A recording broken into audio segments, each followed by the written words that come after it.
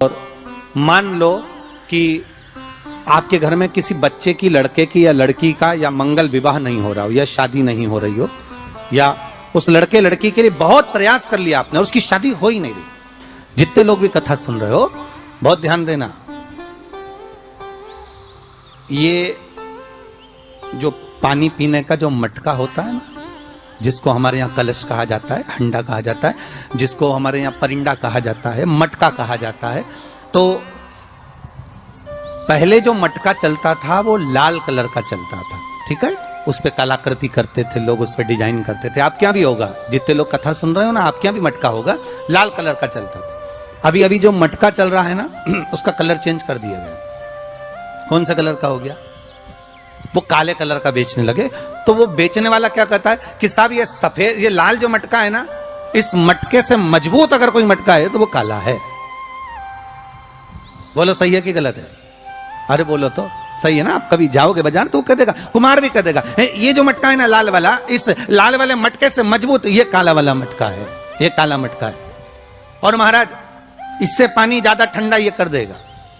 पर शिव महापुराण की कथा, लिंग पुराण की कथा कहती है, और अगर आपने बैसाख मास की कथा को श्रवण कराओ, बैसाख की एक कथा होती है, उसको अगर आपने श्रवण कराओ तो उसमें वर्णन आता है कि घर के अंदर जहां पर आप पानी पीते हो, जिस स्थान पर अन्नपूर्णा निवास करती है, जिस स्थान पर अन्नपूर्णा का वासा होता है, रसोई घर में जहां पर भोजन बनता है, उस स्थान पर काला मटका नहीं रखा जाता। काला हंडा, काला मटका उस स्थान पर नहीं रखते। पर आज फैशन के हिसाब से, अरे साहब ये मटका थोड़ा कम ठंडा पानी देगा तो ये मटका ज्यादा ठंडा पानी देगा, तो उसको काले मटके को रखते। पर हमारा शास्त्र कहता है काला मटका लोग रखते कहां थे?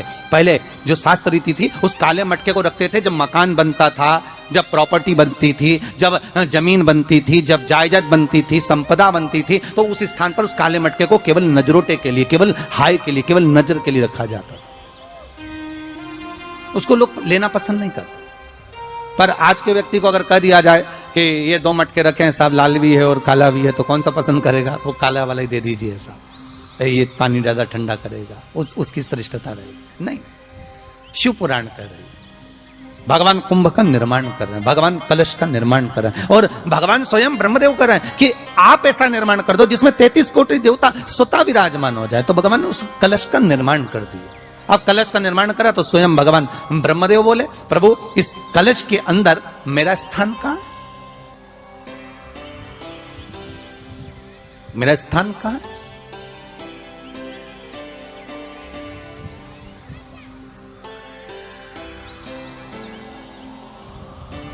बहुत ध्यान देना महाराज, कलश का जो मुख होता है, उस मुख पर भगवान विष्णु का स्थान होता है। किसका स्थान है? भगवान विष्णु का। थोड़ा सा नीचे आओगे, जहां से कलश का मुख दबा हुआ होता है, वह जगह भगवान स्वयं शिव की होती है। किसकी जगह है? भगवान शंकर की। कलश का अग्रभाग, नीचे का भाग जहां से फैला हुआ होता है, वहां ब्रह्मा का आधिपत्य स्थापित होता है। फिर कलश का जो नीचे का भाग होता है, वो भगवान शिव और शक्ति का स्थान होता है। कलश के बाहरी भाग में, जहां पर बाहर का हिस्सा होता है, उस कलश के बाहरी भाग में 33 कोटि देवताओं को भगवान शंकर ने लाकर विराजमान किया होता है। महाराज भगवान शंकर 33 कोटि देवताओं को निमंत्रण देकर उस कलश में विराजमान कर दिया। कितना सुंदर है महाराज जी। उस आम के पल्लव की महत्वता को जरा जानिएगा, बहुत बहुत ध्यान दीजिएगा। आम के पत्ते देखें आप लोगों ने? अरे बोलो जम के तो बोलो। देखें, उसका प्रयोग कभी आप लोगों ने करा? आम के पत्ते का कभी प्रयोग कर देखिएगा। अभी तो नवरात्रि चल रही है, नवरात्रे में जब 5वां दिन नवरात्रे का रहे, चैत्री नवरात्रे का 5वां दिन रहे, और मान लो कि आपके घर में किसी बच्चे की, लड़के की या लड़की का या मंगल विवाह नहीं हो रहा हो या शादी नहीं हो रही हो, या उस लड़के लड़की के लिए बहुत प्रयास कर लिया आपने, उसकी शादी हो ही नहीं रही, अथक प्रयास आपने कर लिया और उसका मंगल विवाह नहीं हो रहा, तो ये देवी भागवत में स्पष्ट कहा गया, देवी भागवत में वर्णन किया गया है, देवी भागवत में वर्णित किया गया। और देवी भागवत में कहा गया कि आम का जो पत्ते होते हैं, आम का जो पत्ता होता है, आम का जो पल्लव होता है, उस आम के पत्ते पर हल्दी और सिंदूर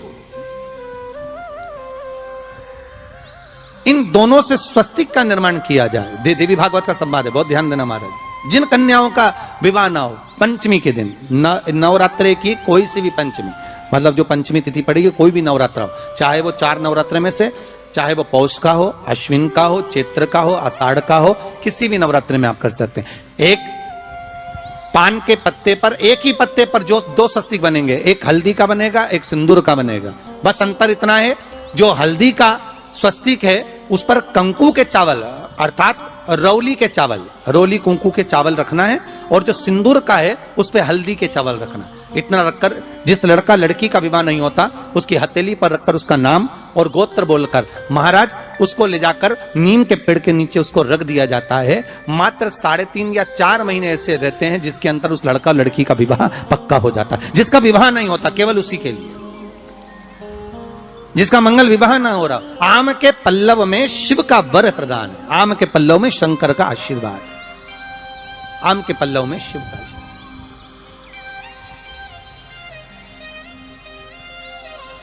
भगवान भूत भावन भूतेश्वर मेरे शिव, मेरे करुणा सागर, मेरे शंकर, मेरे त्रिकालदर्शी, मेरे कैलाशी, मेरे भोलेनाथ स्वतः कह रहे हैं, अरे रति तुम रोती क्यों है, तुम्हारे रोने का कारण क्या है? प्रभु मेरे पति के साथ ये आम का पेड़ भी जलकर भस्म हुआ। आम का पेड़। भागवत जी किस किसने सुनी है? हाथ उठाओ जरा, जिन जिन ने भागवत जी सुनी है। आप लोगों ने सुनी है भागवत? रखिए हाथ। अगर आप लोगों ने भागवत सुनी होगी तो उसमें वर्णन आता है, तक्षक नाग डसने के लिए जब जा रहा था तब ब्राह्मण देवता जो जहर उतारना जानते थे उनको लेकर राजा परीक्षित के पुत्रों ने अपने दूतों को भेजा था लाने के लिए कि एक ब्राह्मण ऐसे हैं कि वो तक्षक नाग का जहर उतार सकते हैं, वो तक्षक नाग के जहर को समाप्त कर सकते हैं, तो आप उनको लेकर आओ। और वो तक्षक नाग का जहर उतारने वाले उस ब्राह्मण को लेकर जा रहे थे। तो सर्प ने विचार करा, तक्षक नाग ने कि बताओ ये तो गजब का काम कर रहा, अगर ये ब्राह्मण पहुंच गया तो ये ब्राह्मण तो सर्प का जहर उतार देगा। तो सांप तक्षक नाग को ये चिंता लग गई कि मेरे को ही डसना है और मेरे जहर ये उतार देगा, और डसने भी एक ही बार है और मरना चाहिए परीक्षित को श्राप लगाए, अब करूं तो करूं क्या। तो सर्प ने विचार करा कि मैं एक रूप रख कर जाता हूं और इस ब्राह्मण की परीक्षा लेता हूं।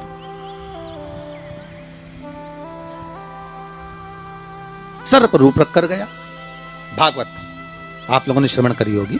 तो जब तक्षक रूप रख कर गया और उस ब्राह्मण के पास में जाकर पूछा कि ब्राह्मण देवता ये बताओ कि आप कहां जा रहे हो? तो ब्राह्मण बोला आपको नहीं मालूम, राजा परीक्षित को सांप डसने वाला है तक्षक नाग और मैं जहर उतारना जानता हूं। अच्छा आप जहर उतार दोगे? हाँ। तो किस लिए जा रहे हो? जहर उतारने के लिए। तो जहर उतारने क्यों जा रहे हो? तो कहा राजा है राजा, जब राजा का जहर उतारेंगे तो मुद्रा भी कितनी मिलेगी आपको मालूम नहीं है क्या? अच्छा ब्राह्मण देवता इसलिए जा रहे हो? हाँ। पर उसको तो किसी संत ने श्राप दिया। अरे तो श्राप संत ने दिया है, हम ब्राह्मण हैं, हमारा कर्म है किसी को बचाना, तो हम तो बचाएंगे। अच्छा आप में इतनी सामर्थ्यता है कि आप तक्षक नाग का जहर उतार दो? अरे तक्षक नाग आकर अगर मेरे सामने खड़ा हो जाए और किसी को डस ले तो यह पक्का है कि मैं जहर उतार सकता हूं। अच्छा तो इतने में तक्षक नाग सामने बिल्कुल प्रकट हो गया और तक्षक नाग प्रकट होकर बोला बता ब्राह्मण किसको डसूं मैं? ब्राह्मण ने कह दिया तुम्हारी मर्जी पड़े उसको डसो। सामने एक पेड़ था, उस पेड़ को ब्राह्मण ने उस तक्षक नाग ने डस लिया। अब तक्षक नाग ने उस पेड़ को डसा और डसने के बाद में वो पेड़ पूरा जल गया, पूरा जल गया। अब पेड़ तो जल गया पर ब्राह्मण जो था जिसको परीक्षा देना थी वो ब्राह्मण को यह नहीं मालूम था कि इस पेड़ पर एक संत बैठकर साधना कर रहा था, तपस्या कर रहा था, और जब वो पेड़ जला तो वो संत भी जल गया, संत भी जल गया। अब जब संत जल गया ब्राह्मण ने हाहाकार की आवाज जब सुनी तो आंखों में जल भर गया। आखिर हुआ क्या? ये संत जल कैसे गया? तो कहा इसके जलने का कारण केवल इतना है कि अब आप जीवित करो, इस पेड़ को हरा भरा करो, इस पेड़ को हरा भरा कर दीजिए।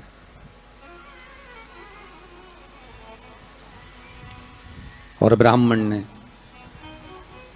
हाथ की अंजलि में जल लिया। हाथ की अंजलि में जल लेकर ब्राह्मण उस जल को पेड़ के ऊपर छींट रहे थे, तो सबसे पहले ब्राह्मण ने यह मन में सोचा कि भोलेनाथ, शंभु, त्रिकालदर्शी है कैलाशी, कृपा ऐसी करना कि सबसे पहले जो पेड़ पर जो संत बैठा था वो जीवित होना चाहिए, जो वृक्ष पर संत बैठा है वो जीवित होना चाहिए।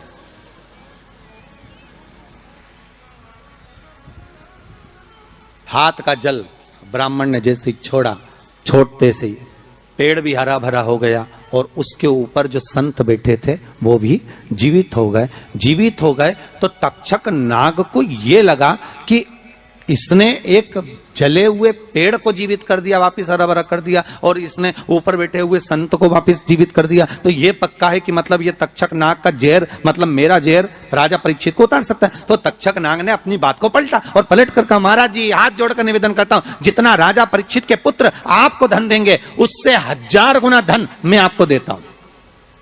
ब्राह्मण ने कहा ठीक है, अगर दक्षिणा से बड़ी दक्षिणा हमको एक ही जगह पर मिल रही है तो फिर हमें जाने की जरूरत क्या। ब्राह्मण ने दक्षिणा ली, वापिस मुड़ गया, वापिस मुड़ गया।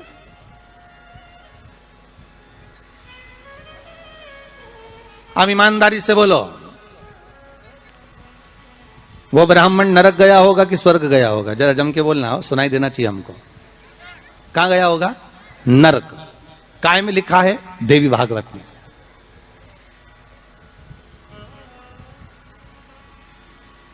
उसका कारण क्या था? शिव महापुराण की कथा कहती है जैसे एक नाव चलाने वाला व्यक्ति नाव लेकर जा रहा है और उसमें बहुत सारे यात्री बैठे हैं, बहुत सारे यात्री, और नाव डोलने लगी, आंधी चलने लगी, तूफान चलने लगा, हवा आने लगी, लहरें उठने लगी और नाव डूबने लगी। तो जो नाव में बैठा हुआ नाव चला रहा था वो कूद गया और कूद कर बाहर निकल गया, और निकलकर सारे के सारे जितने नाव में बैठे थे वो सब जलने लगे। जितने नाव के अंदर बैठे थे वो सारे के सारे जलने लगे।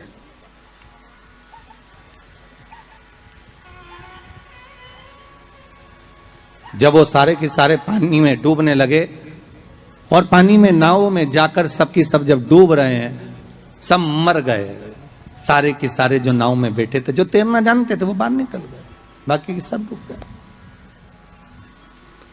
नाव चलाने वाला जब उसके प्राण छूटे तो उसको एक नरक नहीं मिला, कम से कम 94 नरकों में वो नाव चलाने वाला गिरा। शिव महापुराण की कथा कहती। तो उस नाव चलाने वाले ने भगवान से पूछा